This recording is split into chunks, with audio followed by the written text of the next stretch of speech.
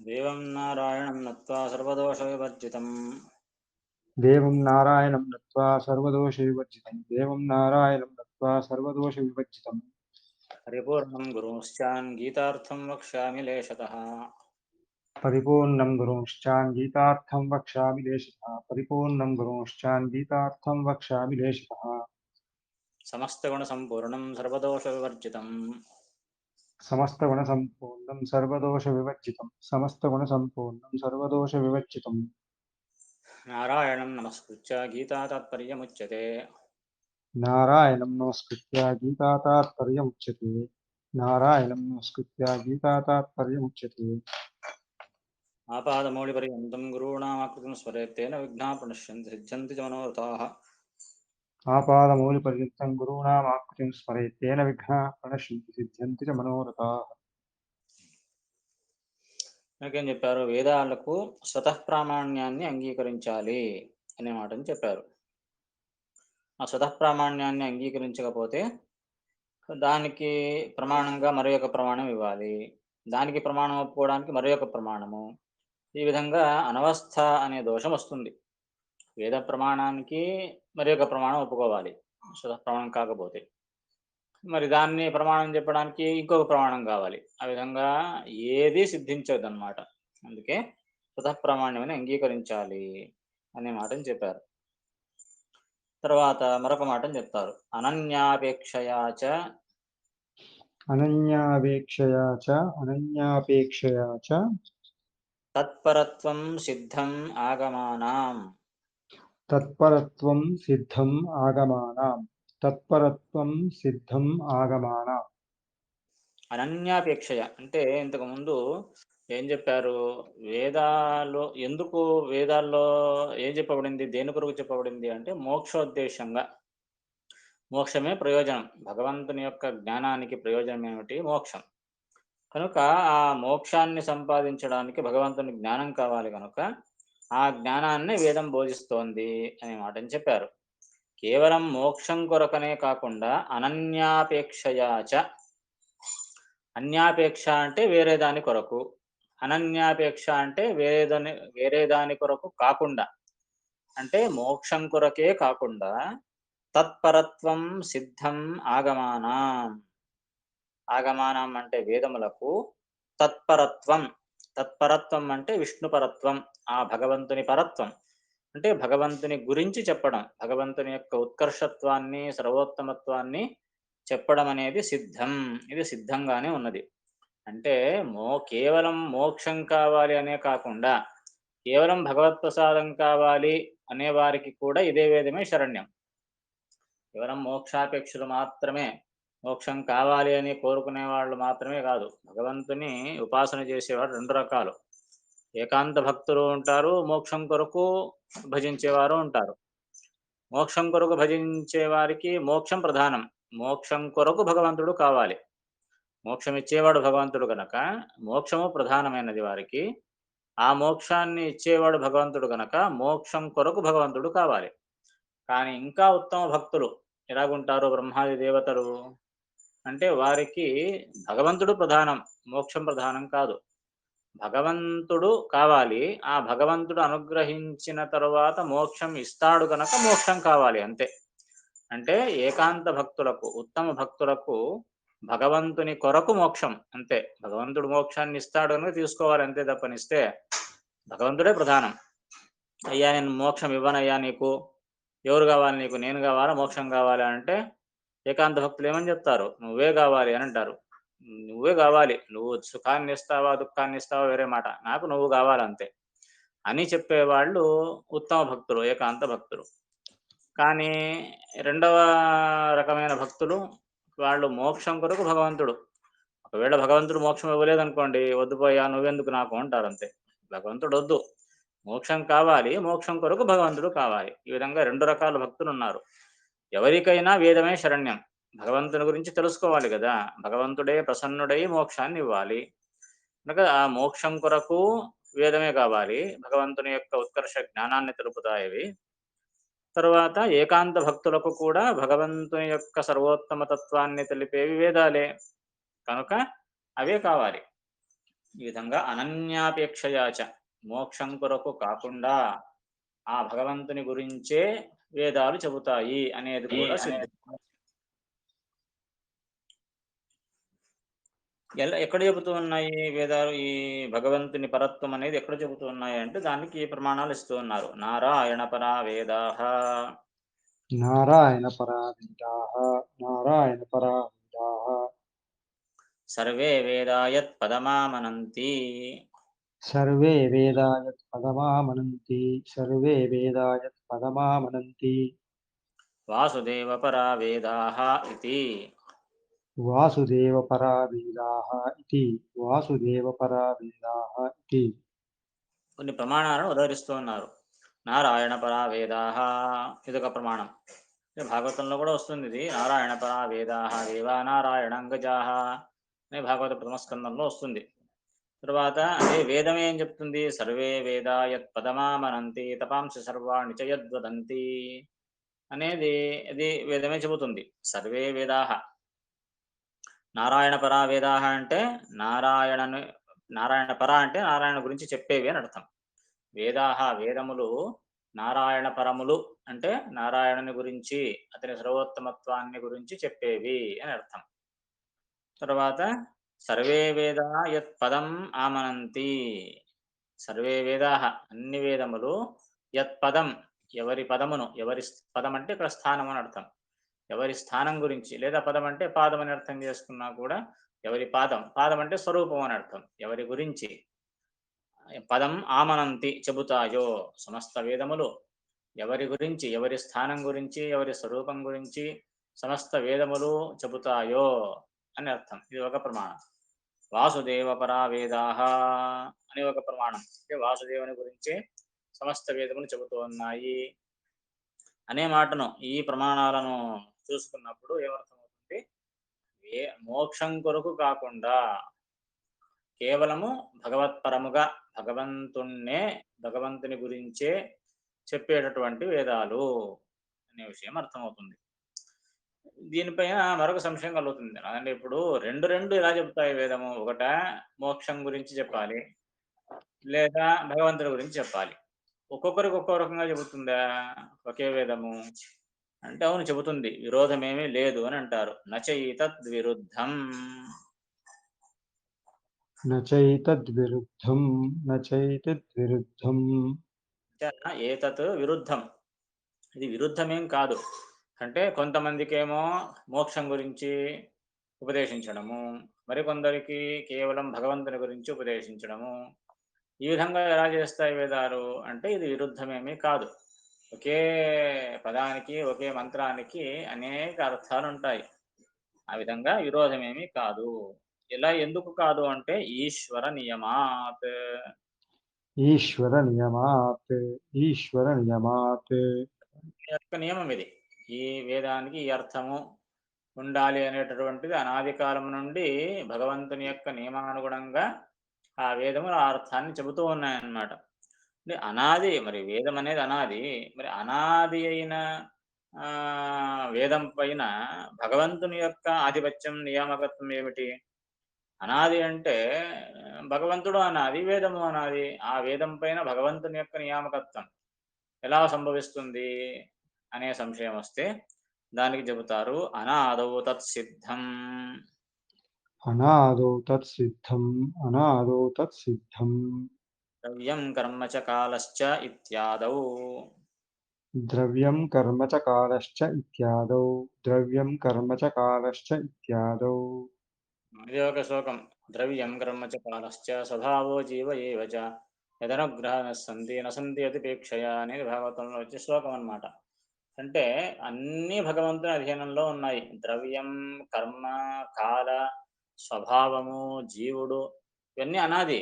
జీవుడు అనాది కాదు, జీవుడు అనాదే. భగవంతుడు అనాది, జీవుడు అనాది. అప్పుడు సంశయం ఏమొస్తుంది మనకు? మరి అనాది అయిన జీవుడు, ఆ జీవుని పైన భగవంతుని యొక్క పెత్తనం ఏంటి? ఇతడు అనాది, అతడు అనాది అయినప్పుడు భగవంతుడు జీవుని పైన ఆ నియామకత్వాన్ని ఎలా కలిగి ఉంటాడు అనే సంశయము చాలా మంది విడపిస్తూ ఉంటారు. దానికి ఇదే సమాధానం. ఏమిటి? ఇది స్వభావము. అనాది అయినప్పటికీ కూడా ఈ ప్రమాణం ఏం చెప్తోంది? ద్రవ్యం కర్మ చ కాలశ్చ స్వభావః జీవ ఏవ చ యదనుగ్రహతః సంతి నసంతి అతిపేక్షయా అనే ప్రమాణము ఏం చెబుతోంది అంటే అనాది అయినప్పటికీ కూడా ద్రవ్యము కర్మ కర్మలు అనాది కాలము అనాది ప్రకృతి అనాది జీవుడు అనాది ఇన్ని అనాది అయినప్పటికీ కూడా అవన్నీ భగవంతుని అధీనంలోనే ఉన్నాయి. భగవంతుడు మాత్రమే స్వతంత్రుడు. మిగిలినవన్నీ కూడా అస్వతంత్రమైనటువంటివి. ఈ విధంగా ఉండడం వల్ల ఆ వేదము అనాది అయినప్పటికీ ఆ వేదాన్ని నియమిస్తూ ఉండడం కూడా ఈ అర్థం వెలువడాలి అనేటటువంటి ఒక నియామకత్వం కూడా అది అనాదే. కనుక భగవంతుని నియమం ఉన్నందువల్ల ఈ విధంగా 2, 3 అర్థాలు రావడం అనేది అది విరోధమేమీ కాదు అనే మాటని చెబుతారు. ఇది ఎలా సంభవిస్తుంది అనంటే దానికి వెనక చెప్పిన కారణమే. ఏమిటి? ప్రయోజకత్వంతు ప్రయోజకత్వం తు పూర్వోక్త న్యాయేన పూర్వోక్తన్యాయేన పూర్వోక్తన్యాయేన ప్రయోజకత్వం అంటే దీనికి కారణమేమి అని. ఈ విధంగా ఉండడానికి కారణమేమి అంటే పూర్వోక్త న్యాయేన. వెనుక చెప్పిన న్యాయమే. అంటే వెనుక ఏం చెప్పారు? భగవంతునికి అచింత్య అద్భుత శక్తి అని చెప్పారు కదా! అనేక విరోధమైనటువంటివి ఒకే చోట ఎలా కుదురుతాయి అనంటే అది ఈశ్వరుని యొక్క అచింత్య అద్భుత శక్తి వల్ల కుదురుతాయి అని చెప్పారు. అదే న్యాయముతోనే ఇక్కడ కూడా అనాది అయిన పదార్థాలపైన భగవంతుని యొక్క స్వాతంత్ర్యం ఎలా కుదురుతుంది అంటే దానికి కారణం ఒకటే ఈశ్వరుని యొక్క అచింత్య అద్భుత శక్తి. దానివల్లనే ఇవన్నీ కుదురుతాయి అనే మాట. అతః సిద్ధమేతత్ అతః సిద్ధమేతత్ అతః సిద్ధమేతత్ ఇంతవరకు చెప్పిన దాన్ని బట్టి అతః ఇందువల్ల ఈ కారణం వల్ల సిద్ధం ఏతత్ ఇది సిద్ధమైనది. ఇది సిద్ధమైనది అంటే ఏమిటి? ఎక్కడి నుంచి ప్రారంభం చేశారు? ఆ విష్ణు సర్వోత్తమత్వం చెప్పడంలోనే సమస్త వేదముల తాత్పర్యము అనే పాయింట్‌ని వివరిస్తూ వస్తూ ఉన్నారు. అందుకే చివరికి ఏం చెప్తున్నారు? అతః సిద్ధం ఏతత్. ఈ అన్ని కారణాల వల్ల ఈ విషయం సిద్ధమవుతుంది. ఏ విషయము? భగవంతుని విష్ణువు యొక్క సర్వోత్తమత్వాన్ని తెలపడంలోనే సమస్త వేదముల యొక్క తాత్పర్యం ఉన్నది. సమస్త వేదముల అభిప్రాయము విష్ణు సర్వోత్తమత్వాన్ని చెప్పడంలోనే ఉన్నాయి అనే విషయము ఇంతవరకు చెప్పిన విషయాల గురించి, తర్వాత ఇంతవరకు చెప్పిన ప్రమాణాలను అనుసరించి ఈ విషయం సిద్ధమవుతుంది అని చెబుతూ ఉన్నారనమాట. కదా! అర్థమైంది. ఈ విధంగా మరొక మాటని చెబుతారు. అందుకే ఈ విధంగా సిద్ధమైనందువల్ల తచ్చ అనన్యాపేక్షాచింత్య శక్తిత్వే తచ్చ అనన్యాద్భుతాచింత్యశక్తిత్వే తచ్చ అనన్యాద్భుతాచింత్యశక్తిత్వే ఏవ యుక్తం ఏవ యుక్తం ఏవ యుక్తం న మాయామయం ఏకం. అతో న మాయామయం ఏకం అతో న మాయామయం ఏకం ఏం చెప్పారు? ఒక సంశయాన్ని వెలిబుచ్చుతున్నారు. ఏమని? భగవంతుడు అచలుడు, నిష్క్రియుడు, నిశ్చలుడు అని చెప్తారు. మళ్ళీ అతనిలో క్రియలున్నవి అని చెబుతారు. నిర్వికారుడు అని చెబుతారు. అతనిలో క్రియలు ఉన్నవి అని చెబుతారు. ఎలా కుదురుతుందిది? అని చెప్పారు. అందుకే ఏం చేయాలి అనంటే, భగవంతుడు నిజంగా నిష్క్రియుడు, నిరాకారుడు, అతనిలో క్రియలు లేవు. కానీ కనిపించే క్రియలైతే కనిపిస్తూ ఉన్నాయి. కనుక ఆ క్రియలను మిథ్యా, మాయ అని చెబితే సరిపోతుంది అని చెప్పారు ఇంతకుముందు పూర్వపక్షం. అందుకే ఇంతవరకు చెప్పిన దాన్ని బట్టి ఏం తెలుస్తుంది? అతని యొక్క క్రియలు, అతని యొక్క చర్యలు, మహిమలు ఇవేవి మిథ్యాభూతమైనవి కావు. మాయామయములు కావు. ఎందుకు? దానికి ప్రమాణాలన్నీ ఇస్తూ వచ్చారు. అతను ఏమేం చేస్తాడో, అతని యొక్క సృష్టికర్తృత్వాది శక్తి ఇవన్నీ చెప్పడం వల్ల ఇవి మాయా కల్పితములని చెప్పడానికి రాదు. ఎందుకు? ఆ వేదమే మాయా కల్పితము, మిథ్యాభూతమైన వాటిని చెబితే వాటికి ప్రామాణ్యమే ఉండదు. కనుక వేదం సత్యమే చెబుతుంది గనుక అక్కడ చెప్పినటువంటి క్రియలు ఇవన్నీ సత్యమైనటువంటివే. తచ్చ అనన్యాపేక్ష అచింత్య శక్తిత్వే ఏవ యుక్తం. ఇవన్నీ అచింత్య శక్తిత్వాన్ని ఒప్పుకున్నప్పుడు ఇవన్నీ యుక్తమైపోతాయి. అందుకే మాయామయం ఏకం. ఒకదానిని అంటే భగవంతుని యొక్క క్రియలను మాయామయం అని చెప్పకూడదు. అంటే ఇవి మిథ్యా కల్పితములు అవి అబద్ధములు, అవి అసత్యములు, మాయా కల్పితములు అని చెప్పకూడదు. అన్నీ సత్యములే. భగవంతుడు ఎలా అసత్యమో అతని యొక్క క్రియలు కూడా అంతే సత్యమైనవి. భగవంతుడు సత్యము, అతని క్రియలు అసత్యము అని చెప్పడానికి రాదు. అతని క్రియలు అసత్యమైతే భగవంతుడు కూడా అసత్యమైపోతాడు. కనుక ఆ క్రియలన్నీ సత్యమైనటువంటివే అనే మాటను చెబుతూ ఉన్నారు. మరి ఇక్కడ వచ్చే సంశయం ఏమిటి? అలా అయితే గీతలో భగవంతుడిని అచలోయం సనాతనః అని చెప్పారు గీతా శ్లోకంలో. అవునా? అచలోయం సనాతనః అని.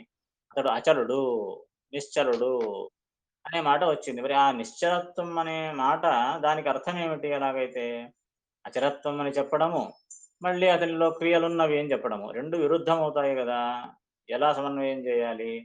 అనే మాటకు శ్రీమదాచార్యులు చెబుతారు చూడండి. అచలత్వంతు అచలత్వం తు అప్రహర్షమనానందం అప్రహర్షమనానందం అప్రహర్షమనానందం అదుఃఖమసుఖం అదుఃఖమసుఖం అదుఃఖమసుఖం న ప్రజ్ఞం న ప్రజ్ఞం న ప్రజ్ఞం అసద్వై ఇత్యాదివత్. అసద్వై ఇత్యాదివత్ అసద్వై ఇత్యాదివత్ అచలత్వంతు అంటే గీతలో చెప్పబడినటువంటి అచలత్వం అనే గుణము భగవంతునికి ఎలా పొందుపరచాలి, ఎలా సమన్వయం చేయాలి అనే సంశయం వస్తే గీతలో ఏమో చెప్పారు అచలోయం సనాతనః అని. భగవంతుడు అచలుడు, నిశ్చలుడు అని చెప్పారు. కానీ వేదాల్లో భగవంతునికి అన్ని క్రియలు చెప్పబడుతూ ఉన్నాయి. కనుక దీన్ని ఎలా మనము సమన్వయం చేసుకోవాలి అంటే నిజమేనాయన ఈ అచలత్వం అనే దానిని ఎలా పొందుపరచాలి అనంటే వేదాల్లోనే అనేక చోట్ల ఏమని చెప్పారు భగవంతునికి అప్రహర్షం అనానందం అని ఒక చోట చెప్పారు. అంటే అప్రహర్షం అతనికి హర్షము లేదు, ఆనందము లేదు అని ఒక చోట చెప్పారు. మరొక చోట అదుఃఖం అసుఖం అని చెప్పారు. అతనికి దుఃఖము లేదు, సుఖము లేదు అని చెప్పారు. న ప్రజ్ఞం అని మరో చోట చెప్పారు. అతనికి జ్ఞానమే లేదు. అసద్వై అతడు అసత్ అని మరొక చోట చెప్పాడు. ఇత్యాదివత్ వీటిని ఎలా చెప్పారో అలాగే అచలత్వాన్ని కూడా చెప్పారు. మరి దీనికేమర్థం అలాగైతే? దానికి ఆనందం లేదు, దుఃఖం లేదు, సుఖము లేదు, బుద్ధి లేదు, అతడు అసత్ అనే మాటలొస్తున్నాయి గదా వేదంలో. వాటికేమర్థము అనంటే, అక్కడ లౌకికమైనటువంటి సుఖాదులు లేవు అని అర్థం జేయాలి. భగవంతునికి సుఖం లేదు, ఆనందం లేదు, బుద్ధి లేదు, అసతుడు అసతుడనంటే ఏమర్థము? లౌకికమైనటువంటి ఆనందం, లౌకికమైనటి దుఃఖం, లౌకికమైన సుఖము ఇవి లేదు అని. అప్రాకృతములైనటువంటి జ్ఞానానందాత్మకములైన గుణాలు భగవంతునికి ఉన్నాయని తప్పనిస్తే, అసలు ఏ సుఖము లేదు అని అర్థం కాదు. ఏ సుఖము లేకపోతే భగవంతుడు ఎందుకు? వ్యర్థం గదా! కనుక ఏ సుఖము లేదు, దుఃఖము లేదు అని అర్థం కాదు. ప్రాకృతమైనటువంటి సుఖాలు లేవు. మనకి ఈ ప్రాకృతంలో ఈ సుఖం ఎలాగుంటుంది? దుఃఖముతో పాటుగా ఉంటుంది సుఖం. బయట నుంచి వచ్చేటువంటి సుఖం. కానీ ఇది స్వాభావికమైన ప్రాకృతమైన స్వరూపభూతమైన సుఖము గనక దానికి ఎటువంటి దోషం లేదు. కనుక అప్రాకృతమైన సుఖాలున్నాయి. ప్రాకృతమైన సుఖం లేదు. అప్రాకృతమైన ఆనందం ఉన్నది. ప్రాకృతమైన ఆనందం లేదు. అప్రాకృతమైన ఆకారం ఉన్నది. ప్రాకృతమైన ఆకారం లేదు. అనే ఏ విధంగా వాటికి అర్థం చెప్పాలో, అదే విధంగా అచలం, అచలహ అని గీతలో వచ్చినటువంటి మాటకు కూడా అదే విధంగా లౌకికమైనటువంటి చలనాదులు లేవు. అప్రాకృతమైనటువంటి స్వరూపభూతమైన చలనాదులు, క్రియలు అన్నీ ఆ భగవంతునికి ఉండనే ఉన్నాయి అనే అర్థం దానికి చెప్పాలి అని. ఎందుకంటే అతనిలో క్రియ ఉన్నది అనేది ప్రమాణమే చెబుతోంది గదా! దాన్నే ముందు చెబుతూ ఉన్నారు. క్రియా దృష్టేహే క్రియాదృష్టేః క్రియాదృష్టేః దృష్టికి పథమునకు గోచరిస్తూ ఉంది. అంటే క్రియలు కనిపిస్తూ ఉన్నాయి భగవంతునికి. ఎందుకు? ఆ భగవంతుడు ఏం చెప్తున్నాడు? తపో మే హృదయం సాక్షాత్ తపో మే హృదయం సాక్షాత్ తపో మే హృదయం సాక్షాత్ తనుర్విద్యా క్రియా కృతిః. తనుర్విద్యా క్రియా కృతిః తనుర్విద్యా క్రియా కృతిః శృతియే చెబుతోంది ఏమని? తపో మే హృదయం సాక్షాత్. తపస్సు అంటే జ్ఞానము అని అర్థం. ఈ జ్ఞానమే నా హృదయము. తనుహు విద్య నా తనువే నా శరీరమే విద్య. క్రియా ఆకృతి నా ఆకృతియే ఈ క్రియలు, ఈ క్రియలే నా ఆకారము అని భగవదుక్తిని వేదమే చెబుతోంది గనుక ఆహ్, అతని యొక్క జ్ఞానము గాని, అతని యొక్క విద్య గాని, అతని యొక్క క్రియలు గాని ఏవి మిథ్యాభూతమైనవి కావు. భగవంతుని యొక్క స్వరూపానికి సంబంధించినవే అనే అర్థాన్ని మనం ఇక్కడే చేసుకోవాలి అనే మాటలు చెబుతూ ఉన్నారు. అందుకే ఇవి మాయామయం అని చెప్పకూడదు అని అంటారు. అతశ్చ న మాయామయం సర్వం. అతశ్చ న మాయామయం సర్వం అతశ్చ న మాయామయం సర్వం. అతశ్చ అంటే ఈ కారణం వల్లనే న మాయామయం సర్వం. అన్ని భగవంతునికి సంబంధించినవన్నీ క్రియలు, జ్ఞానము, ఆకారము ఇవన్నీ కూడా మిథ్యా, మాయామయము అని చెప్పరాదు. ఎందుకు అంటే వాటిని స్పష్టంగా వేదమే ఆ భగవత్ స్వరూపంగా చెబుతూ ఉన్నాయి గనుక వాటిని మాయామయము అని చెప్పడానికి రాదు. తర్వాత ఐశ్వర్యాదివాచి ఐశ్వర్యాదివాచి ఐశ్వర్యాదివాచి భగశబ్దేనైవ భగశబ్దేనైవ భగశబ్దేనైవ సంబోధనాచ్చ సంబోధనాచ్చ సంబోధనాచ్చ తంత్వా భగ ఇత్యాదౌ తం త్వా భగ ఇత్యాదౌ తం త్వా భగ ఇత్యాదౌ రూపత్వాత్ న మాయామయత్వం యుక్తం. స్వరూపత్వాత్ న మాయామయత్వం యుక్తం స్వరూపత్వాత్ న మాయామయత్వం యుక్తం. ఇక్కడ భగవంతుని సంబోధిస్తూ శృతి ఏమంటోంది? తం త్వా భగ, అటువంటి తం త్వా అటువంటి నిన్ను ఓ భగ. భగ అంటే ఐశ్వర్యం అని అర్థం. ఐశ్వర్యవంతుడవు అనే శబ్దంతో భగవంతుని సంబోధిస్తూ ఉన్నది శృతి అని చెబుతూ ఉన్నారు. ఐశ్వర్యాది వాచి భగ శబ్దేనైవ సంబోధనాచ్చ. ఐశ్వర్యాది వాచి అంటే ఐశ్వర్యము మొదలైన గుణములను వాచి అంటే తెలియజేసేటటువంటి భగ శబ్దేనైవ భగ అనే శబ్దముతోనే ఆ భగవంతుణ్ణి సంబోధనాచ్చ సంబోధిస్తూ ఉన్నది కనుక ఇక్కడ తంత్వా భగ ఇత్యాదౌ తంత్వా భగ అనే మంత్రము ఇవే మొదలైనటువంటి మంత్రాల్లో భగ అనే శబ్దంతో భగవంతుణ్ణి సంబోధిస్తూ ఉన్నారు. అందుకే భగవంతుడు అని భగవంతు పేరు. భగవాన్ ధనవాన్ ఉన్నట్లు భగవాన్. భగము అంటే ఐశ్వర్యము అని అర్థం. అష్టైశ్వర్యాలు భగవంతునికి ఉన్నాయి కనుక అటువంటి గుణాలున్నవాడు కనుక అతన్ని భగవాన్ అని పిలుస్తారు. అలాగే భగ అనే సంబోధన చేస్తూ ఉన్నారు భగవంతుడిని కనుక ఆ ఐశ్వర్య రూపమైన వాడు భగవంతుడు కనుక స్వరూపత్వాత్ న మాయామయత్వం యుక్తం. ఆ భగ అనే శబ్దంతోనే ఆ భగవంతుణ్ణి సంబోధించడం వల్ల ఐశ్వర్య స్వరూపమైన వాడు అని సంబోధించినట్లయింది కదా. భగ ఆ ఐశ్వర్యంతోనే సంబోధించినాడు అంటే అర్థం ఏమిటి? ఈ భగం అనేది భగవంతుని యొక్క ఐశ్వర్యము, భగవంతుని యొక్క స్వరూపం అని అర్థమవుతోంది. ధనవాన్ అని కాదు, ధన అని సంబోధిస్తే ఎలా వస్తుంది? ఆ విధంగా భగవాన్ కాదు, ఐశ్వర్యము కలిగిన వాడు అని కూడా సంబోధించడం లేదు. ఓ ఐశ్వర్యమా అని భగ శబ్దంతోనే సంబోధిస్తూ ఉన్నారు. అంటే అర్థమేమి? ఈ ఐశ్వర్యం అనేది భగవంతుని యొక్క స్వరూపము అని తెలుస్తోంది. మరి అటువంటి స్వరూపభూతమైన ఈ ఐశ్వర్యాది గుణాలను మాయామయము అంటే ఏమర్థము? అతని స్వరూపమైన భగము మాయామయమైతే అతడు కూడా మాయామయమైపోతాడు కదా. ఈశ్వరుడు కూడా మాయామయమైపోతాడు. అందుకే అలా చెప్పరాదు అని అర్థం. స్వరూపత్వాత్ న మాయామయత్వం యుక్తం. ఈ ఐశ్వర్యం మొదలైన గుణాలు భగవంతునికి స్వరూపభూతమైనవి కనుక ఆ గుణాలను మాయామయము అని చెప్పడానికి రాదు. ఎందుకు? అవి మాయామయమైతే భగవంతుడు కూడా మాయామయమైపోతాడు. ఎందుకు? ఐశ్వర్య స్వరూపుడే అతడు కదా. కనుక మాయామయత్వం నయుక్తం. మాయామయత్వము అనేది ఆ భగవంతునికి చెప్పరాదు, ఆ గుణాలకు చెప్పరాదు అని అర్థం.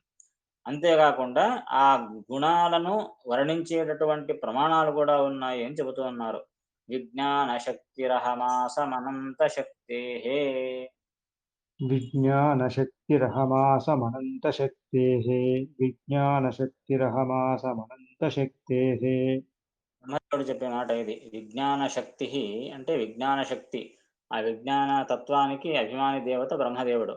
సో అతనికి విజ్ఞాన శక్తి అని పిలుస్తారు బ్రహ్మదేవునికి.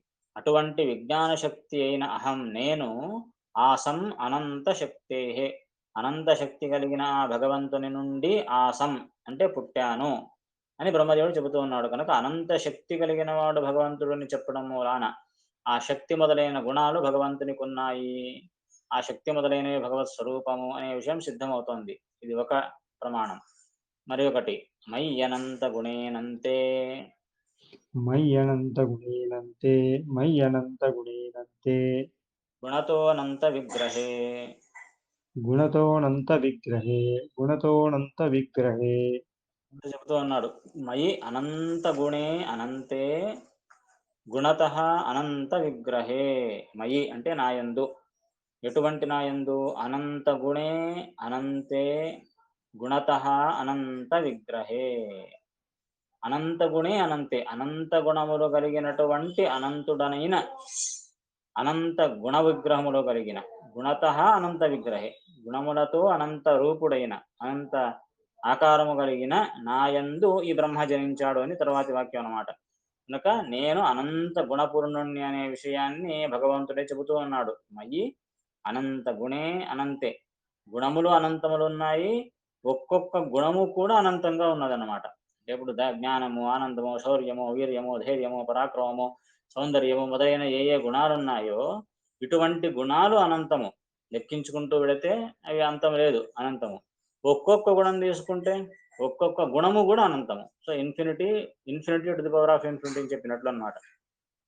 ఆ విధంగా అనంత గుణములు, ఒక్కొక్క గుణము అనంతమైనటువంటి అనంత గుణములు, ఆ అనంత గుణములే భగవంతుని యొక్క విగ్రహం అని భగవంతుడే చెప్పుకున్నందున ఈ గుణములు కాల్పనికములు, మాయామయము అని చెప్పడానికి లేదు. ఇది ఒకటి. మరొక ప్రమాణం పరాస్య శక్తిర్వివిధైవ శ్రూయతే. పరాస్య శక్తిర్విధైవ శ్రూయతే పరాస్య శక్తిర్విధైవ శ్రూయతే స్వాభావికీ జ్ఞానబలక్రియా చ. స్వాభావికీ జ్ఞానబలక్రియా చ స్వాభావికీ జ్ఞానబలక్రియా చ పరా అస్య శక్తి వివిధా ఏవ శ్రూయతే. అస్య శక్తి, ఈ పరమాత్మని యొక్క శక్తి పరా, పరా అంటే సర్వోత్తమం, ఉత్కృష్టమైనటువంటిది. వివిధైవ శ్రూయతే, అది విధ విధములుగా, అనేక విధములుగా శ్రూయతే వినబడుతూ ఉన్నది ఆ భగవంతుని యొక్క శక్తి. అది ఎటువంటిది? స్వాభావికి, స్వాభావికమైనది, కాల్పనికమైనది కాదు.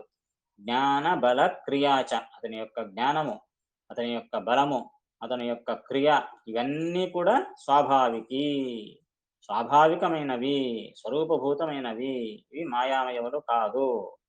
ఇత్యాది వచనాత్. ఇత్యాది వచనాత్ ఇత్యాది వచనాత్ ఇత్యాది వచనములు, ఇవే మొదలైన వచనములు నందున ఆ భగవంతుని యొక్క గుణములు అవి కాల్పనికములు, మాయామయములు అని చెప్పడానికి రాదు అనే విషయాన్ని నిర్ణయం చేస్తూ ఉన్నారు. ఇక్కడికి భాష్యము ముగుస్తుంది. తర్వాత మళ్ళీ తాత్పర్యంలో ఏం వ్యాఖ్యానం చేశారు ఇదే శ్లోకానికి అని మళ్ళీ తాత్పర్యం చెబుతారు. దాన్ని నెక్స్ట్ చూద్దాం. అలాగే. సంశయం ఉంటే అడగచ్చు.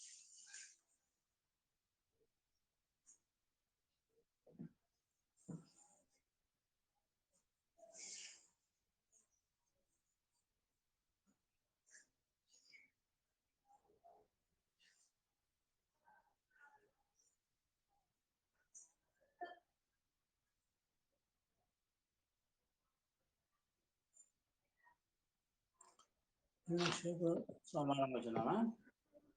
అలాగే కాశీ దాసి వస్తుంది, వద్దు, మళ్ళీ కూర్చుందాం. అలాగే మంగళవారం ఏకాశి ఉన్నాయి, అవచ్చు.